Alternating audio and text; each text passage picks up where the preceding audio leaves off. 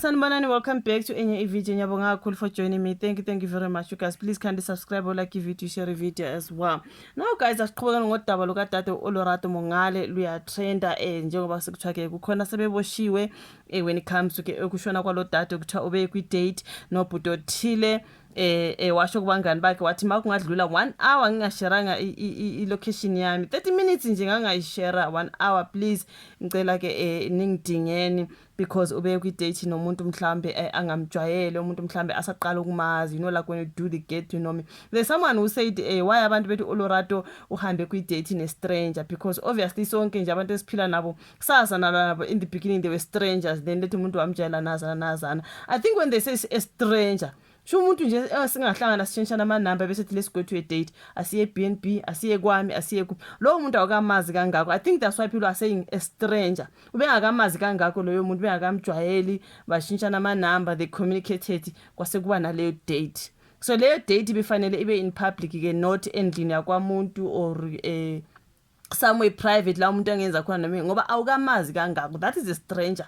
Noma ngabe sekuthiwa of course isinabo vele, but saqala ukubazi babe ngama strangers. Wathi ukumjwayela umuntu wamjayela, wazi la hlala khona, wazi ubani wakhe, wazi umfowabo, wazi udadewabo, into ekanjalo ngiqala ukazana nazana kancane ekugcineni usuyamazi ukuthi okay, you know what I mean. But umuntu engihlangana namhlanje sishintshana ama number kusasethi let's go out, that's a total stranger. So kumele guys singa singakhulumisani kabe lapho ukuthi why are people saying Lorato went out with a stranger. Kirlena she just found a man, and then so obviously nawe lento yakho nayo yaqala istranger kuwena, but kuba nomahluko masithi stranger sikhuluma ngani, ubeqala ukumazi beqala ukwazana. I would like to say kube bebehambe in a public space, not really in a khona lapho kade bekhona. Okay, asidlule lapho kwelika stranger.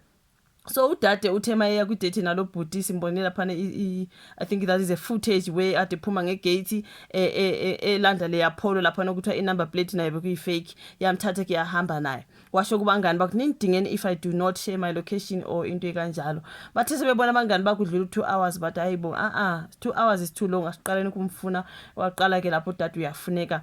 After 2 hours umzimba wakho bosutholakele ulahliwe nje estradeni. Kwabona like imoto mayihamba umuntu avela uyise njengade uyisa into ebolile nje. That's how they dropped ugele ulahlwe imoto ebihamba nje yavele ya dropper something yahamba. Abahlali babethi mabesonde ukuthi kade le moto yawisa into engaka mabe yofika ngumzimba kadade ube kwi date. Abangane ngabe sebe busy vele sebeyatatazela ngoba 2 hours idlule kudala bethi bayamdinga ku uLorato akatholakala. Sebeqala manje ukuye emaphoyiseni, sebeqala ukuye efamily something like that. Kwasho ukuthi kuyaminyeza kunomzimba lapho drojwe imoto ethile mabethi bayafika bathola ukuthi nguye ke udade usedlulile emhlabeni. Siyatrenda ke leso story ingakho siphezulu kwaso. So manje namhlanje ke masivuke ekseni kuthiwa ke itholakele amaphoyisa seyitholile imoto yePolo. Bayithola kuphi eDurban, kuthiwa kuse Phoenix. Do you say Phoenix or Phoenix into ekanjalo?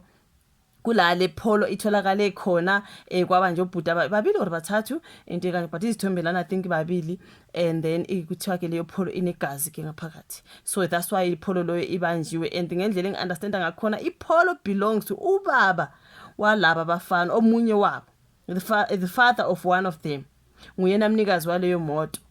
Kusho ukuthi bihambe ke nendodana ke yakhe lo baba osebanjiwe naye, because how the hell ubaba ngihambe ngemoto yakhe for days ubaba angazi ukuthi imoto yakhe ikuphi kanjani unless mhlambe ngekamfana ngekamdala kodwa phela ihamba ngomfana into ekanjalo angazi bafowethu. Kodwa kuthiwa ke umuntu omdala naye seboshiwe because imoto ngeyakhe ihamba nabo bhuti babili, singazi ukuthi obe kwi date no uLorato lana ngobani, because mina ngiyabheka into uLorato my girl, which one did fetch you for a date gona moto? That's why I still believe ukuthi khona le kingpin mhlambe yiyo ihambe attractosisa abahle. Ngiyabona uLorato dade ukuthi ubehamba ngemoto, ube nemoto yakhe efunde evets estadisha umuntu nje well outspoken, umuntu ozimele kahle ongawo ukuthi bekungayena umuntu osingathi thina osisi bafuna imali bebhize elandela imali. Cha, kusho ukuthi yena ubephezulu kothando, kanti ke ubhuti ke yena vele ungumbulali, is busy around nabangani bakhe, they drive around bedinga bosisi. Angazi ngobhuti abathweleyo noma kwenzakalani ngabo. I mean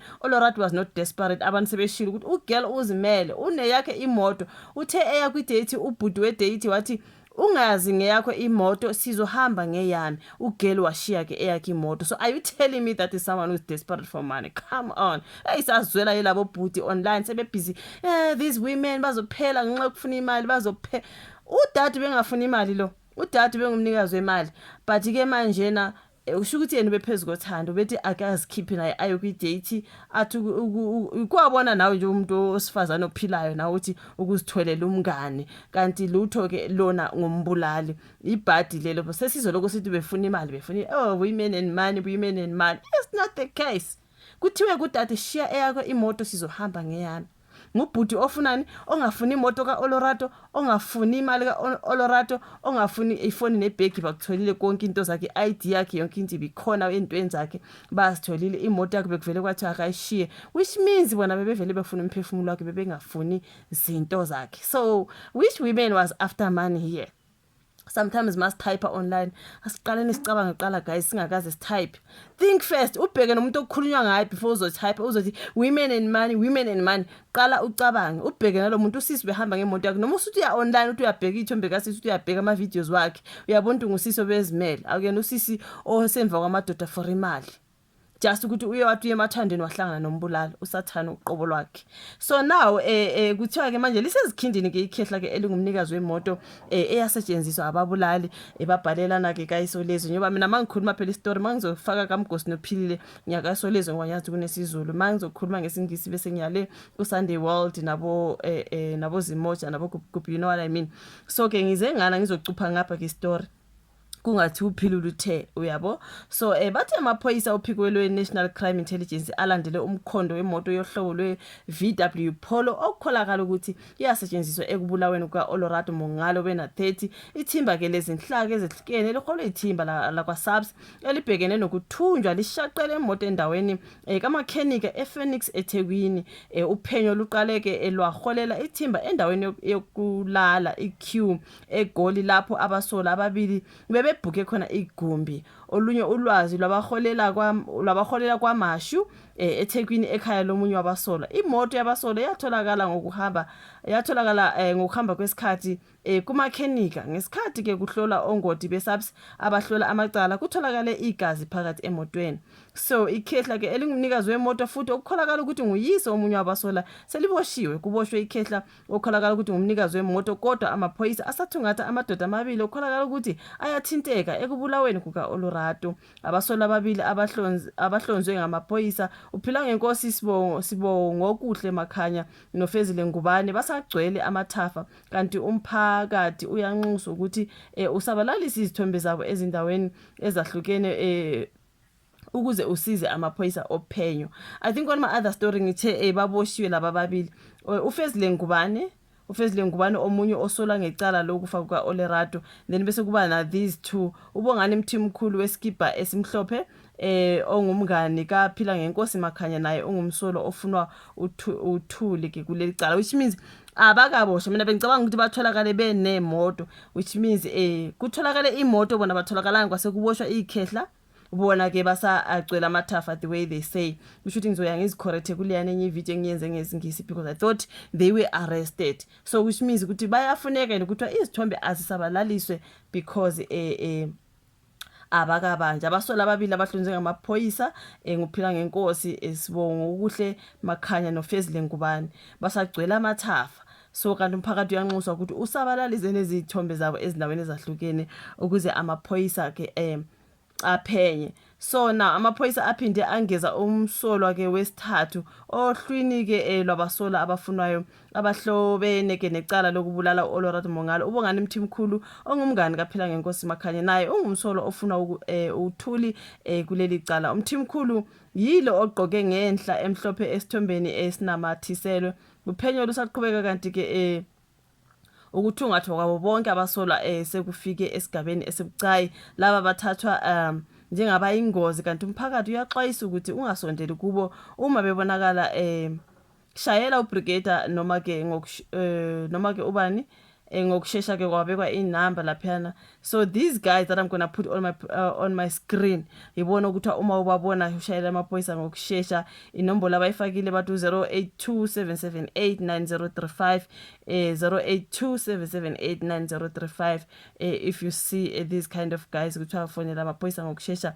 Bakhona phela la eGoli obviously asazi mhlambe mabe ngabaleke eGoli ngwavele already sekunuka kabi mhlambe nase KZN beye kwezinye indawo I do not know bafowethu. So yeah man, it's so sad ngendlela udade abulawe ngakhona. So imoto itholakala ekumakhenik kwase kuboshwa ke umuntu omdala. Laba ke basafuneka yona into engithola izithombe zabo yilezi ezibekwe lana. So yeah man, kwaze kwakuba into abayenze kudade inkosi yama kodwa batha ngazi ishuvo la comment section ke esicela ubhuti beke ukusithethisa inkosi yami ukuthi odade ngemali bakhona odade abazimeleyo ozothi umuntu noma yanawo othandweni akadinga imali yakho nkosi yami. Kodwa ke ngoba vele abanye abantu bangababulali bona self uzokubulala nje umuntu ngoba ufunani igazi lakho. That's what they do these guys nowadays, which is so horrible man. Angazi ishuvo la comment section, like ivideo, subscribe, share ke sibonane kwezayo. Bye.